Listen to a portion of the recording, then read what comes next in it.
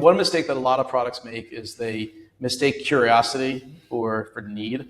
And that's something I always kind of advise founders is you can get 100 people to try anything.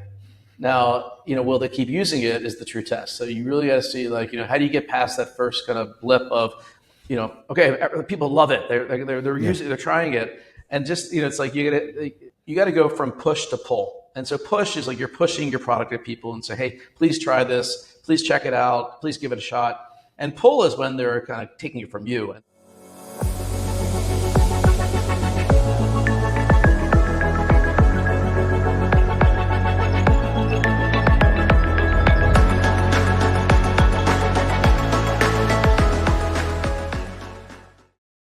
Hello friends, welcome to another episode. Today I had a great conversation with Jason, also known as Beta Shop.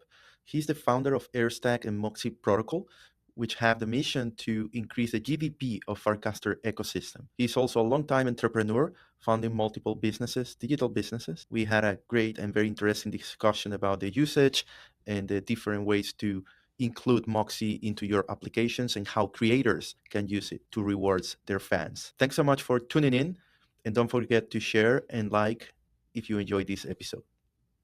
Hello, Jason. It's so great to have you here. Hey, thanks for having me. Excited to be on the podcast. So happy to chat because I've been using Moxie. I have multiple questions, but it's definitely being used by the whole Farcaster community. Before we jump into Moxie, can you tell us a bit about you, Jason, before you joined Farcaster, before you joined crypto? What's your background? Yeah, so I've been an entrepreneur for 20 years.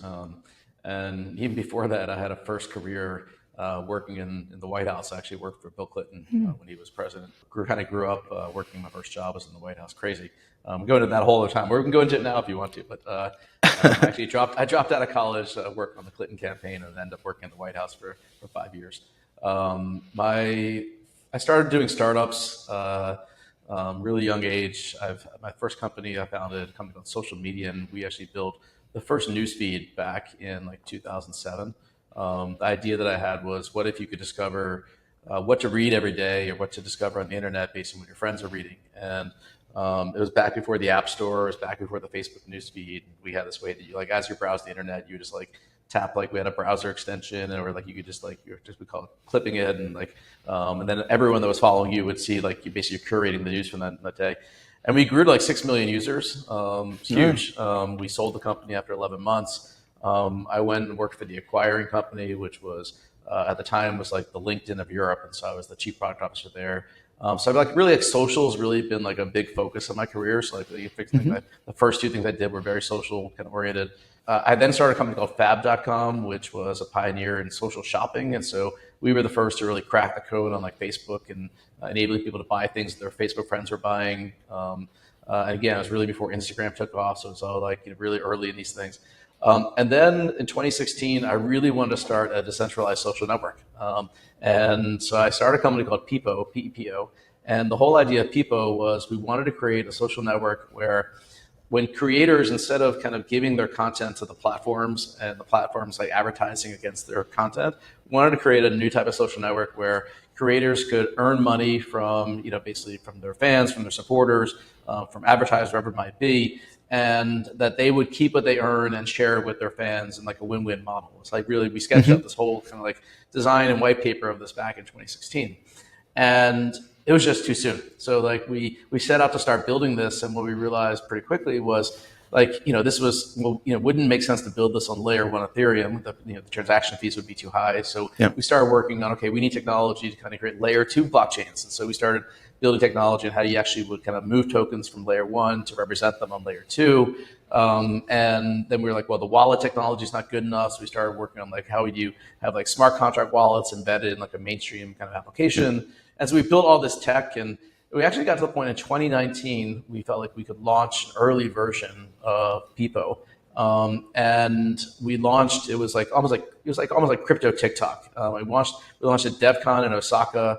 We rolled out a bunch of ETH global events. We had about 10,000 users actually in early in the Ethereum community. So pretty good adoption. We had a lot of people trying it. People would create little videos, and what we did is, instead of tipping at the time, what we did is every time you tap the like button, it would send some of your tokens to the other person. Hmm. And it was all kind of like a combination of like off-chain and on-chain, kind of the way it was done, just so like transactions were low. And it was a great learning experience. Like we learned a ton about the market and about the dynamics. And then we kind of took a step back and we built this company Airstack over the last few years, which the whole goal of Airstack was how could we be a catalyst for on-chain applications, and especially in social, especially in on-chain social.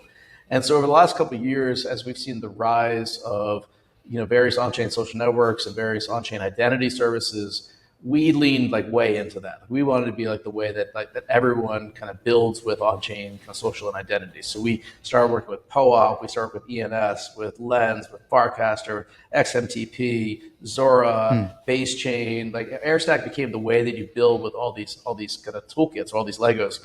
And then I increasingly I joined Farcaster. I was number 602 on the Farcaster platform.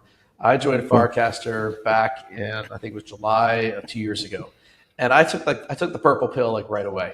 Like I really feel like I got purple pill from the very beginning, and part of that was like I've just been obsessed with on chain or just with social overall, with new models for social. I wanted to think about how do we do all these great ideas we have with people? How could we actually do them? And could the market be right for it? And what I saw with Farcaster first and foremost was couple things. One is like, frankly, a lot of the technology is not the hard part; it's community is the hard part. And I yeah, saw that the Farcaster team had done a fantastic job at kind of establishing kind of community and nurturing community. Even when it's just a few hundred of us every day, you really got yeah, the sense that you're a part of something special that was building. It had like a great builder ethos that was kind of really being nurtured, and so that was something that was really exciting to me. Like that kind of got me to kind of keep using it. And then, the technology itself, the Lego blocks that, Varun and Dan and their team have put together, I just saw that they were going to make it really easy for builders to be able to kind of build on top of and extend Farcaster. hmm, So we like really just increasingly kind of just like more and more and more kind of like, kind of did more and more on Farcaster. And then I'd say that like by around this time last year, we kind of had about half of our business focused on Farcaster. So we placed an early bet. And then it was in January when Frames launched. yeah, We very quickly saw the realization that okay, now you can build like mini applications inside of Farcaster, and those mini applications could have their own kind of on-chain transactions and kind of enable this whole kind of like apps within the app kind of experience. And we just said, okay, let's just go for it. Let's just and what I saw, like I really sketched out back in like it was February of this year, so 6 months ago. And I said, all the things that we wanted to do with Peepo, we could actually do these things with Farcaster. yeah, And we said, okay, so we don't have to build the social network. That's done. We don't have to build the layer 2. Base has done that. We don't need to build the wallets. Like that's already just, we can now layer on all these economic principles into Farcaster. And so that's what, Moxie, which we launched 3 weeks ago, that's what Moxie is all about, is how do we, Moxie is a protocol, it's not an app. How do we inject kind of economic incentives and rewards throughout the Farcaster experience in a way that anyone can build on them? And that's yeah. what we're building. And obviously we'll go into it on this podcast. No, amazing summary. I didn't know you work at the White House. That's Yeah. quite interesting. But I'm more curious about your whole. You saw the company you have been building for a long time. You saw basically the beginning of Web 2, and now you are at the beginning of Web 3 building.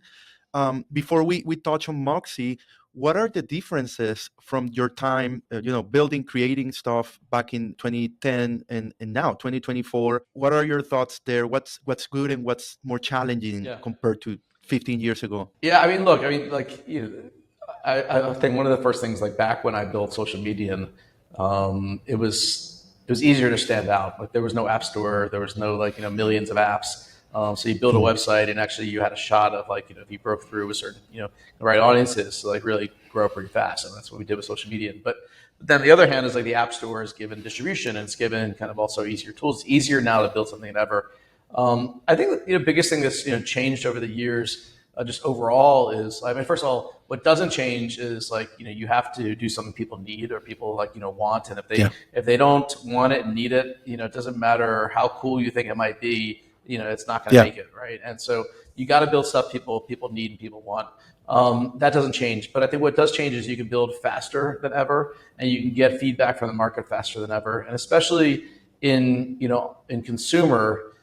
Typically if you don't like gain some traction very quickly, like you're never going to. And so like with B2B apps, you can kind of just kind of grind at and grind at and grind at it and hope that you and work on how do you get more sales, more revenue. But usually with consumer, it's like pretty much binary very quickly as to like, is this going to work or not? So it's the biggest thing that's changed is that you can shorten that, like in the old days, but like previously, let's say if you took a year to build something or even 3 months to build something, and then you get it out there and then you're like, okay, how long do you iterate? Now you can kind of shorten that cycle so much. And then what Farcaster provides really uniquely is you have a kind of this kind of distribution that you can kind of launch into, and so you can get that feedback very very quickly. You can launch a Farcaster frame in like a day or two, build a mini application that represents a broader experience that you want to build, and get immediate feedback from people whether they find it valuable. And on the feedback side, how do you make a decision, or what are you looking for example, in the case of Moxie, that tell you in consumer applications that you are in the right direction? Is it tangible or is it not tangible? Is it revenue? Is it feedback? Is it excitement, vibes? What is it in your case? Hello, guys. I just wanted to take some time to remind you about my NFT subscription via Hypersub. All subscribers get access to my token-gated newsletter articles. You also get the podcast episodes airdropped into your crypto wallet. 8% of the revenue is shared across all subscribers. You also get access to my Discord server and participate in monthly giveaways and allow list opportunities. You can cancel at any time, and also you can control the length. You can go on a month-to-month basis, or you can get a whole year at once. This is also how I can keep going with the newsletter and podcast, and your support really means a lot. Find the link in the show notes below, and you can always DM me through my social networks if you have any questions. Thanks for your support. I think vibes are important. Like sentiment is important, but you can't live on vibes and sentiment alone. You got to have actual usage. I think really there's no substitute for, are people using your product, and are they doing so because they genuinely want to and they find a purpose for it? I think one mistake that a lot of products make is they mistake curiosity for need, and that's something I always kind of advise founders is you can get 100 people to try anything.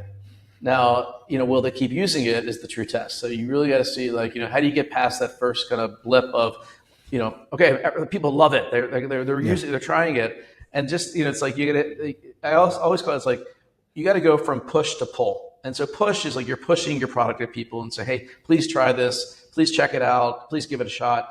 And pull is when they're kind of taking it from you and they're saying, without you sending them an email or a reminder or anything, they're just using it. That's when you've got pull. And that's like, I think when you're building consumer products, you're really in the pursuit of kind of sustainable pull. No, that makes absolute sense. Moxie, I've been checking the stats. I've been using it myself.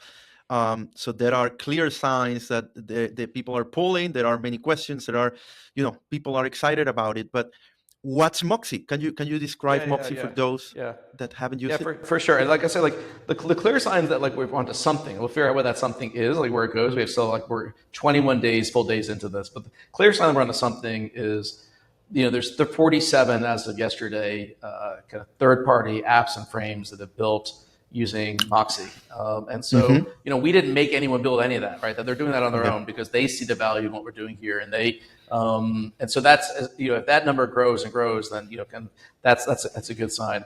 I'd say that look, Moxie, very simply, we built a protocol that enables you to inject economic incentives through all facets of Farcaster, through any app, through any frame, through any kind of action. Now, like, what does that mean, right? Okay, economic incentives, that's cool, sounds interesting.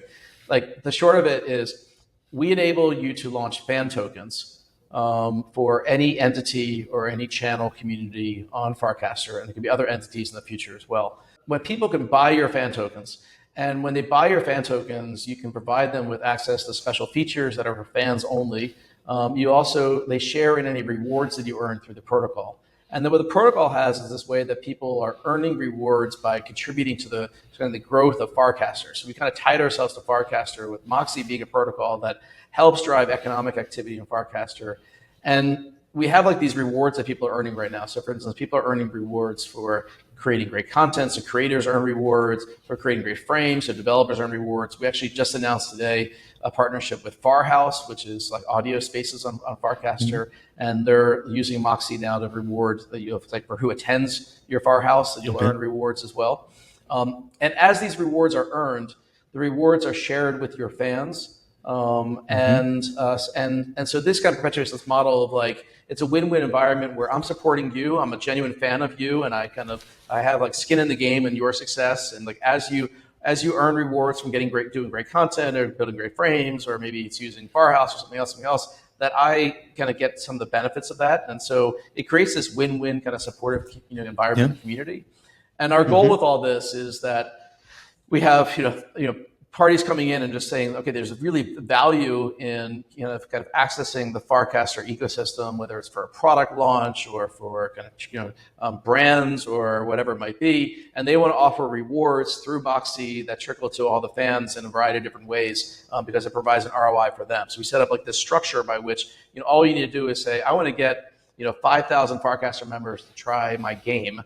And that it's a win-win situation where if I find that interesting, I play it, my friends play it, we're all earning some rewards from that advertiser for continuing to play it. So it's creating like new models for economic incentives, and the opportunities and kind of like ways this can be implemented are just boundless. Like anyone can come up with any number of ways to use these fan tokens. There's already applications that are saying you can only, let's say for instance, it's like live streaming apps that you can only access if you're a fan of certain content.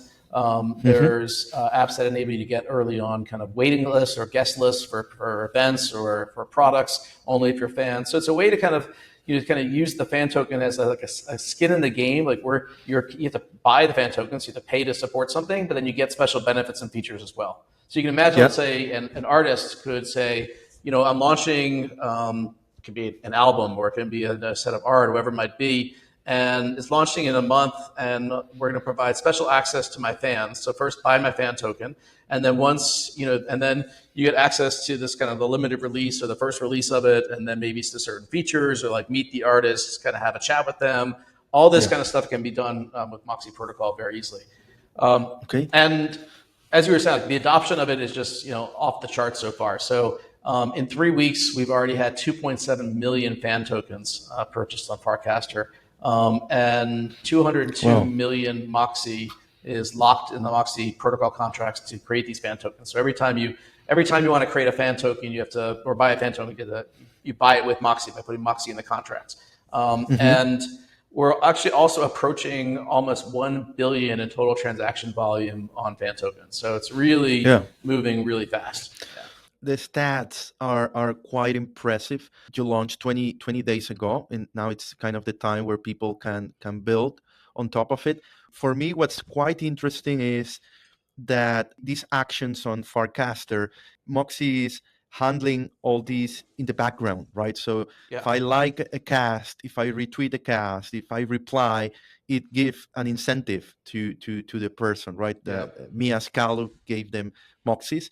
And I mean, what I like about this is that it's all happening in the background. Whereas if you think about previous, tipping systems or different coins, they were very intrusive, right? They were very intrusive, and it was many bots. There are still, of course, bots, but I feel like this is very, very exciting. Do you think that these mechanisms can also be adapted into other apps, like what you mentioned, Firehouse? So is it already possible, or is it kind of easy to build something like now, I don't know, another app? Last week, Kayvon, who is the founder of Rodeo, was on the podcast. So something like Rodeo or other applications doing this in the background. Is it simple to do this? Yeah. So the answer is yes, and that's what the intention is, right? So when we looked out at, first of all, like I'd say Moxie is I don't know, overnight success, but overnight, like really cool story, 8 years in the making, right? So it's not, it's like we've been thinking about these concepts for a while. And from the very beginning, we thought about, okay, tipping, you shouldn't have to voluntarily tip. We already have the buttons and the actions in the app. You like something, you press the like button, you want to comment on it, you comment on it, reply on it, you want to retweet or recast, it's there.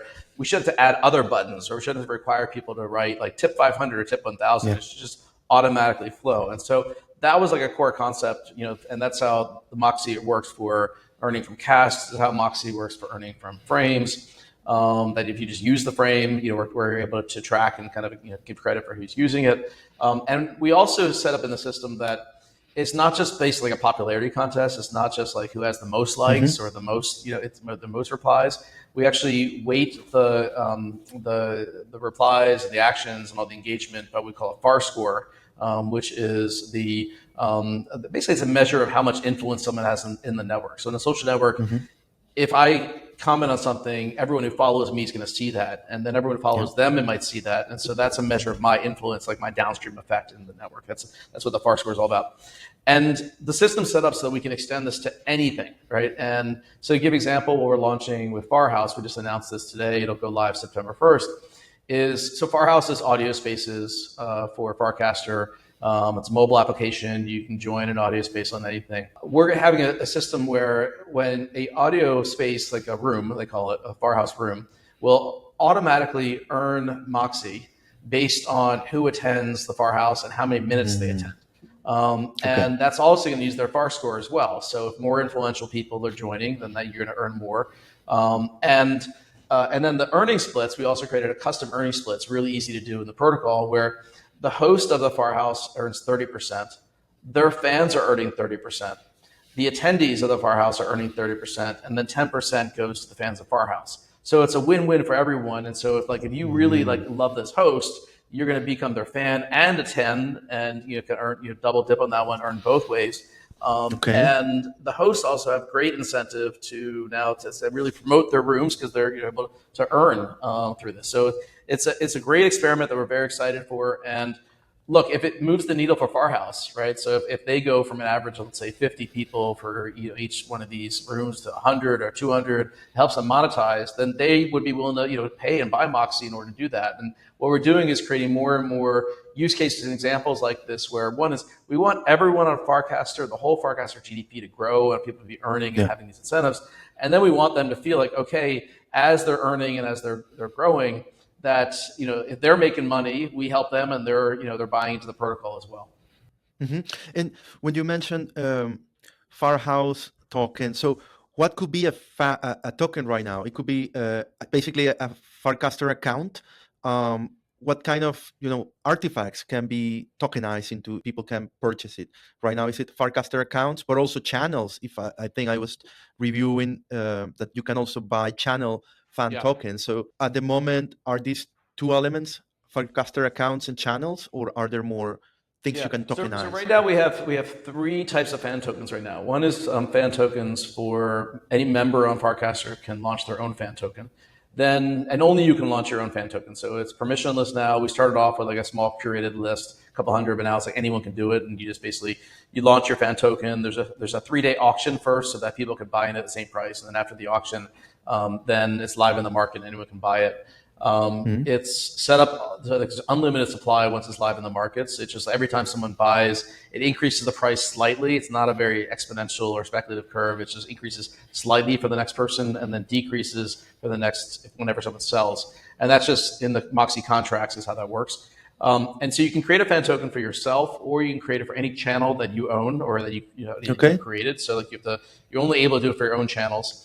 And then there's another one, which is a special one. We created one for the overall Farcaster network. And so whenever someone, let's say, earns a reward from casting on Farcaster, the way it automatically flows is 50% to yourself, 20% to your fans, 20% to the fans of the channel that you casted into, because that channel is giving you distribution. And so it's like channel owners, or everyone's a channel owner now. And then 10% to owners of the fan token of the Farcaster network, which earns across every single reward. So it's like this unique system. It's might seem a little complex at first, but it's like one of these things. Like once you learn the game, you can really become the king, right? And so people are cracking the code on how it works. And so those are the kind of fan tokens we have now. But there could be any kind in the future, right? Like for instance, someone was talking to me today. Could they create fan tokens for NFL sport teams? And could we have almost like a new way of doing fantasy football? I'm like, we could. That's interesting. Let me think about it. Yeah, it definitely could happen. Sure. Yeah, and I mean, what I find more interesting is this. I mean, that basically Moxie handles all of this in the background,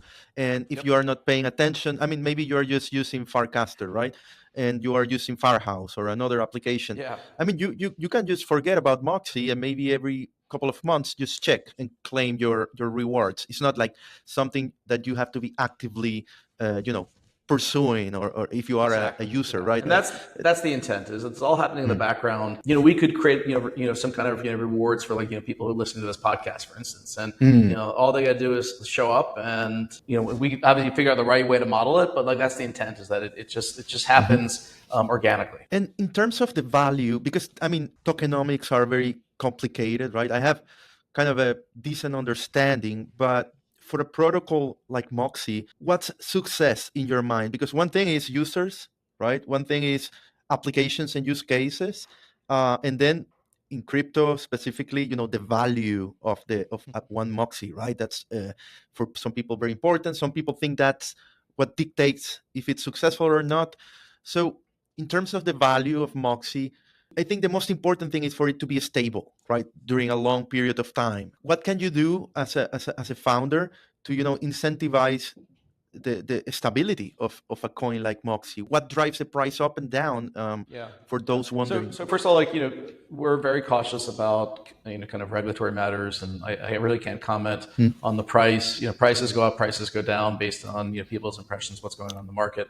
My job is to increase demand for the protocol. So if people find value from the Moxie protocol, if they're finding value from the fan tokens, then we're winning, so to speak. And it just so happens that in order to use the Moxie protocol, you have to use the Moxie token, right? So in order to create fan tokens, you have to put Moxie into the protocol. And whenever there's Moxie rewards, it also flows into the protocol. And especially, there's no dividends with Moxie. So if you earn a reward, the way the rewards flow to the fans is by buying and burning their fan tokens, or actually that fan token. So it effectively increases the price for the next buyer. And this is done purposely to make sure that the fan tokens themselves are not, just like dividend securities. And so my job and the job of our team is to help third-party developers continue to create new, exciting ways of using the protocol to create value for their users. That's our job. Protocol is open, it's decentralized, anyone can use it. And as I said, we have 47 projects that have already built with it, and there's many more in the works. And if we do that, there will be more and more needs for people to buy the Moxie token. And for developers, how can they get started? Because if there are already 47, applications, what's the best way to get started in building on Moxie? There's so many opportunities.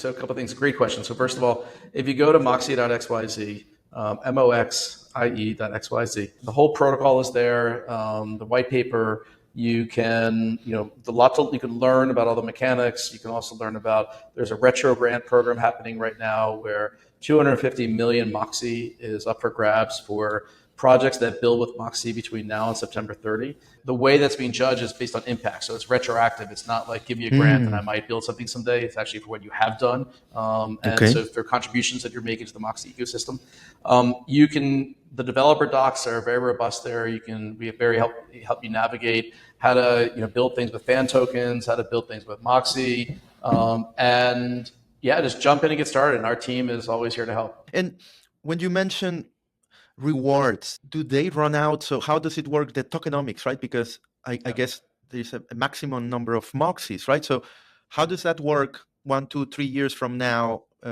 with the reward system? Do they go down? How does that look like? Yeah, it's a great question. So there was 10 billion Moxie tokens created.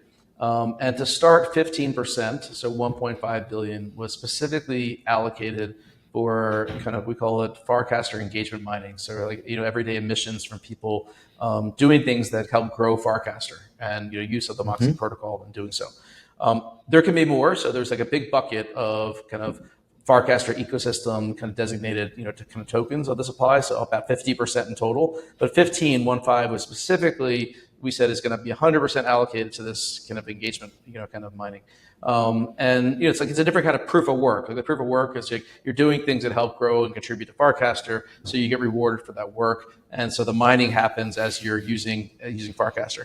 And the market is valuing what that 15% is worth. So you think about the market is essentially funding those rewards for Farcasters. Think about almost like people in the market are helping grow Farcaster through this kind of rewards pool. The rewards pool is set to be inflation adjusted if the Farcaster ecosystem grows faster than we forecasted. It also, depending potentially on the price of Moxie, if the price of Moxie skyrockets for whatever reason. So our models have is that if we do nothing and we just kind of go from plan right now, there's about 2 years worth of rewards in the system right now. Now, that said, our focus is not just on giving away free money forever, right? And so, yeah, the market's funding the free money, but the focus for us is to prove the value of issuing rewards, that it delivers an ROI for various parties in the system, and then have people buy the Moxie to issue the rewards through the system. We already have a lot of people who are going out to the market today and buying Moxie to buy fan tokens, but we see like the economic catalyst of this is the next step when you see, let's say the next Firehouse says, okay, let's say Farcaster as an example. So if we help Firehouse go from, let's say, 50 users per audio space to 100 or 200 or 300 on average, and Firehouse and their users are making money from that, then they would be willing to spend some of that to buy more rewards from Moxie. All right, so be able to, so it's not just us giving the rewards away for free, but they're coming into the market, buying the Moxie to flow the rewards through the system. To keep the rewards flowing. So that will be the ideal scenario, that there are different use cases, different applications, different creators that have built an audience through this reward system. And once Moxie is distributed fully, they want to keep this going, and then they buy Moxies to keep the process. But we're not waiting for 2 years from now for Moxie to be fully distributed. We're going to start bringing advertisers, sponsors, brands into the system immediately, right? So, like for instance, with these things that we're doing with partners, it's a pilot to prove the ROI, and then you got to fund it yourself if you're getting value from it, right? So let's say if you have a subscription application and your people are paying you $100 a year to use your application, we'll prove to you in a few weeks that we can help you grow your number of payers, and then you got to, that's an advertising expense for you to kind of market your Moxie. Okay, so you're gonna prove that by bringing Moxie into your ecosystem, you basically can grow your audience. How do we help move the needle on the business economics and objectives that you have? And if Moxie and fan tokens can be contributed to that, then they should be willing to pay for it. That's how the world works. Right. So if let's say we synchronize Moxie with my podcast, and I see the listeners growing by 2x, 3x, then it's a great win for my product, my podcast. Okay, exactly. I got it. Exactly. But how does you mention advertisers? How are the advertisers coming into this equation? Yeah. So Farcaster is a group of on-chain early adopters who are very, very influential. So it's a very attractive market for anyone who's trying to build any kind of on-chain business to start right now. So if you're looking to launch a game, a wallet, a new product, Farcaster would be the first place you'd want to kind of gain adoption and people talking about and trying your product. And so we're working on rolling out products that will enable Farcaster members to be able to try these products in frames. And to get rewarded for their trial and for their continued usage through the Moxie fan token system. So let's just say, I'm Ted, very famous Farcaster, and I've got a product that I think is compelling, and they're asking me, hey, would you help us kind of get distribution on Farcaster for this, right? Would you promote our frame with this product? And Ted can say, okay, well, if you buy 50 of my fan token, I'll consider it. Right. And so they buy 50 of her fan token. So that helps her and her fans. And then she says, okay, I'll cast this frame. Right. That lets my fans and everyone that's following me try this product. And I'll cast it into this channel as well, because that'll give it more distribution. People start to play the game or use the product. Advertiser pays Ted rewards for kind of creating that distribution. The rewards flow to her fans. They flow to the people who are the fans of the channel. The whole thing works for everybody, and it's like that. That's the system we're trying to build here. If you wanted to get listeners to your podcast, I could say, okay, if you're willing to put some skin in the game for me, I'm willing to help you get some distribution for it, and you put up some amount of money you're willing to pay based on how many people I get to listen in. It's win-win for all of us. And my fans don't mind it, like that I'm putting this in my feed, because they're also benefiting from it as well. I like that it's also quite open. It's made for people to find their use cases and put their creativity right into work. And yeah, definitely I can see many things developing. So I told in Farcaster I casted, hey Jason, it's going to be in the podcast. There were many questions. So Yes, people wanted to know what's that, and how can they avoid getting into Moxie jail. Moxie Jail. It's we like kind of funny names for things, but like Moxie Jail is. Look, we want Moxie to be a win-win, positive sum, and kind of promoting high quality on Farcaster and for Farcaster ecosystem applications. And what we saw, we knew this would happen. We saw that whenever you have incentives, people will try to do anything they can to win the incentives.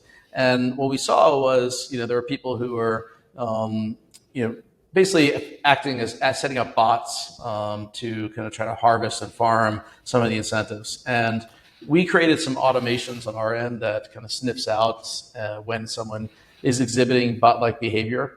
Yep. And based on those automations, we automatically throw them into Moxie Jail. And with Moxie Jail is basically, think about it like you've been put on the no-fly list, and your actions don't earn and you for others, and you don't earn Moxie rewards yourself.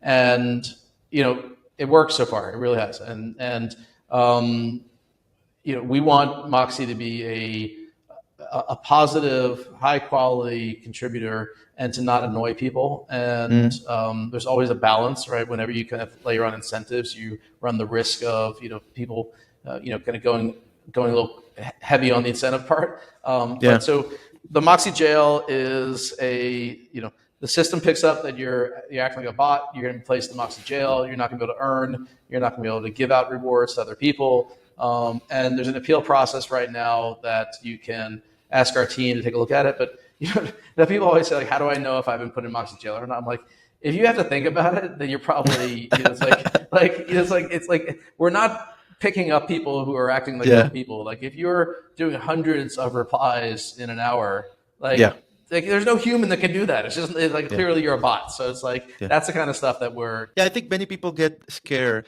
that maybe they are casting too much and they will be, get blacklisted on Farcaster or get into, in this case, Moxie jail.